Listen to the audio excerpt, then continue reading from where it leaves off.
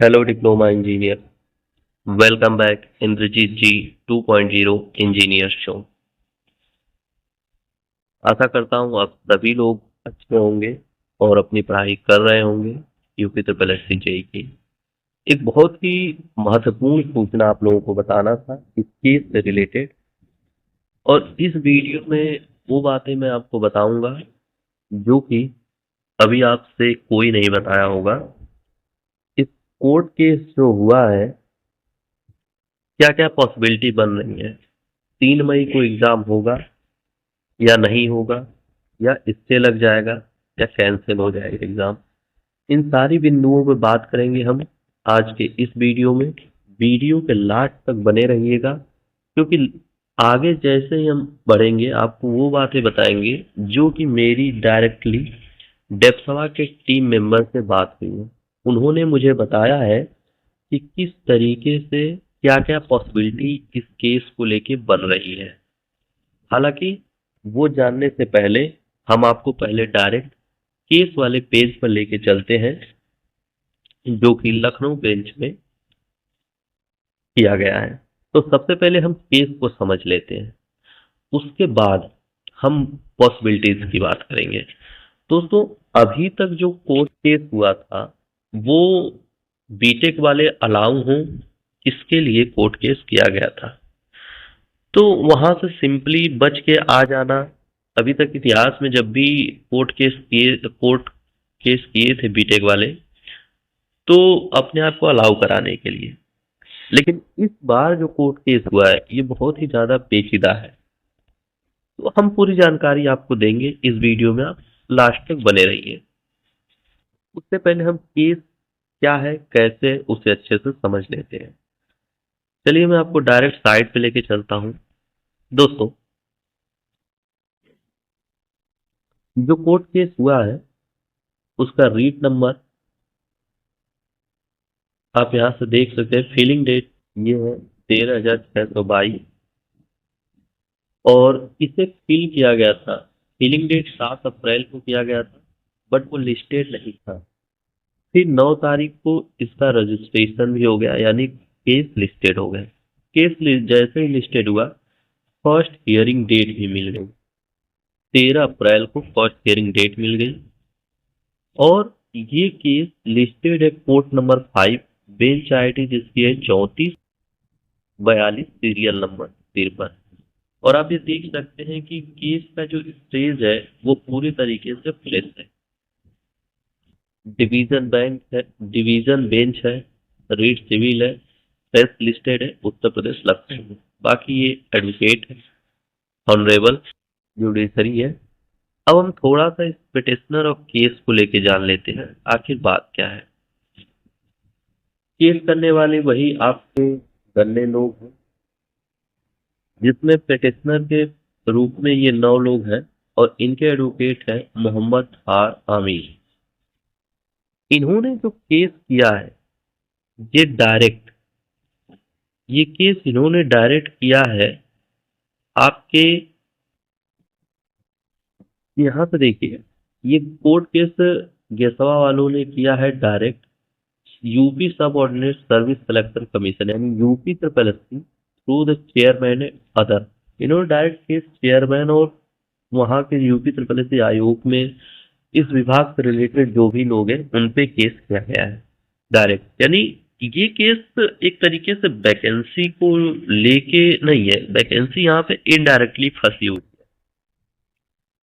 अब यहाँ पे क्या होगा कि अभी जो केस हुआ था उसमें एरिगेशन डिपार्टमेंट में सिर्फ इन्हें फॉर्म फिलअप करवाया गया था, बट अब इन्होंने जो केस किया है ये आपके जितनी भी यूपी ट्रिपल एससी आयोग की तरफ से डिप्लोमा बेसिस पे जूनियर इंजीनियरिंग जितने भी आयोग हैं, विभाग हैं, उन सभी में इन्होंने अपने आप को सभी विभागों पे केस किया है, सभी के सभी लोगों पे, कि हमें इसमें क्यों नहीं अप्लाई किया जाएगा। देखिए, यूपी सब ordinate services selection commission, state UP through prime PWD पे किया है, रूरल इंजीनियरिंग पे किया है, यूपी राजकीय निगम निगम पे किया है, राजकीय सेतु निगम लिमिटेड पे किया है, यूपी प्रोजेक्ट कॉरपोरेशन पे किया है, state of UP through irrigation and water resources पे किया है। यानी कि आपके जितने भी ये डिपार्टमेंट है, सभी डिपार्टमेंट पे केस पूरे तरीके से हो चुका है। तो केस पेचीदा इसीलिए है कि सभी डिपार्टमेंट के होने की वजह से अभी तक तो सिर्फ एक डिपार्टमेंट था इरिगेशन, और अब इन्होंने सभी विभागों पर ही केस कर दिया है। तो और डायरेक्ट केस किया भी किस पे, यूपी ट्रिपल एससी सुप्रीम को, यानी लखनऊ बेंच में इन्होंने जो एप्लीकेशन फाइल की डायरेक्ट आयोग पर ही केस कर दिया है, और आयोग के हेड तो सचिव साहब हैं, वहाँ के माननीय चेयरमैन जी हैं। तो इन लोगों डायरेक्ट केस हो गया है। अब हम वो बातें करते हैं, ये तो आपकी जानकारी बेसिक है, ये तो रेफरेंस अदर यूट्यूब चैनल से आप देख ही होंगे, लेकिन अब मैं वो बातें बताऊंगा क्या क्या पॉसिबिलिटी बन रही हैं इस केस में। तो अब हम चलते हैं उस स्क्रीनशॉट पे जो कि डेप्सवा के टीम मेंबर से मेरी बात हुई है इस केस को लेकर। दोस्तों देखिए, सबसे पहले मैंने काफी मैसेज किया कि रिस्पॉन्स करें सर। मैंने लिखा हेलो सर, क्या लगता है कोर्ट केस में क्या होगा। फिर इसके बाद प्लीज बताएं कुछ जिससे एक वीडियो बनाऊं और स्टूडेंट को मोटिवेट रखूं, स्टूडेंट बहुत परेशान है, प्लीज रिप्लाई। जब मैंने इतनी सारी बातें लिखी तो ये रिप्लाई आता है उधर से। सबसे पहले इन्होंने ये कहते हैं, भाई केस बहुत ही टिपिकल है, लेकिन पूरी कोशिश है कि एग्जाम टाइम पे हो, हम लोग पूरा प्रयास करें। यानी आपके जो डेप्सवा एसोसिएशन है ये तो अपना पूरा एफर्ट लगा रही है कि 3 मई को ही एग्जाम हो जाए, बट इनके मन में भी डाउट है, ये भी नहीं जानते क्लियरली होगा क्या। अब वो तो आपको पता चलेगा 13 अप्रैल के फर्स्ट हियरिंग में। तो इसलिए इन्होंने साफ साफ कह दिया है कि बहुत टिपिकल है, कोर्ट केस है जो बहुत ही टिपिकल है, ये देख सकते हैं। फिर इसके बाद मैंने इनसे पूछा, ओके सर, फिर भी क्या क्या पॉसिबिलिटी बन रही है।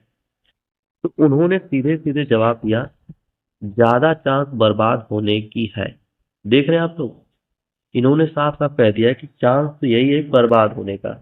यानी यहाँ पे इनका कहने का तात्पर्य अगर हम इनडायरेक्टली निकालें तो ये केस पे, इस वैकेंसी पे स्टे लग सकता है, या फिर ये वैकेंसी लंबी चलने वाली है, या फिर कैंसिल भी हो सकती है। फिर भी ये अपने हिम्मत बना रहे हैं और कह रहे हैं लेकिन मे भी कुछ अच्छा ही हो जाए। ये भी चाह रहे हैं कि कुछ अच्छा ही हो जाए, प्रयास पूरा है। तो हकीकत यही है दोस्त। और जो लोग कह रहे हैं अदर माध्यम से केस में दम नहीं है, तो भाई अभी जो पहला केस हुआ था उसमें कह सकते थे दम नहीं है, लेकिन इस केस में बहुत ही दम है। क्योंकि आप खुद देखिए, एक टीम मेंबर, जो लोग इस मीडियम में लगे हुए हैं, इस चीजों में लगे हुए हैं, वो डायरेक्ट कह रहे हैं कि चांस है बर्बाद होने का। बर्बाद होने का तात्पर्य यही है कि केस काफी टिपिकल है और बहुत ही ज्यादा पेचीदा है। अब देखिए दोस्तों, हालांकि मैं यहाँ पे इन लास्ट यही सजेस्ट करूंगा आपको कि आप अपनी प्रिपरेशन 3 मई को ही मान के करिए। हालांकि जो 13 अप्रैल की फर्स्ट हियरिंग है, अगर उस एक दिन के हियरिंग में जो होना होगा हो जाएगा। अगर हियरिंग की डेट बढ़ी, यानी नेक्स्ट हियरिंग मिली, तो आप ये मान लेना कि 3 मई को एग्जाम नहीं होगा। बाकी प्रे करो गॉड से और सपोर्ट करो जो लोग लड़ रहे हैं आपके लिए, कि उनका एग्जाम आप लोगों का 3 मई को हो जाए, और जो भी हो 13 अप्रैल को कुछ अच्छा सुनने को ही मिले, और ये मैटर एक दिन में ही क्लियर हो जाए। बाकी अब जो होगा, आपको 13 अप्रैल में क्या होता है, क्या हुआ, क्या चांसेस है, पूरी तरीके से क्लियरिटी आपको 13 अप्रैल के फर्स्ट हियरिंग में ही मिल पाएगी।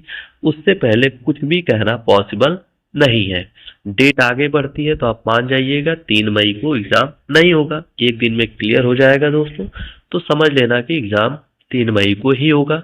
बाकी जैसा भी होगा मैं आपको वीडियो के माध्यम से अपडेट करूंगा।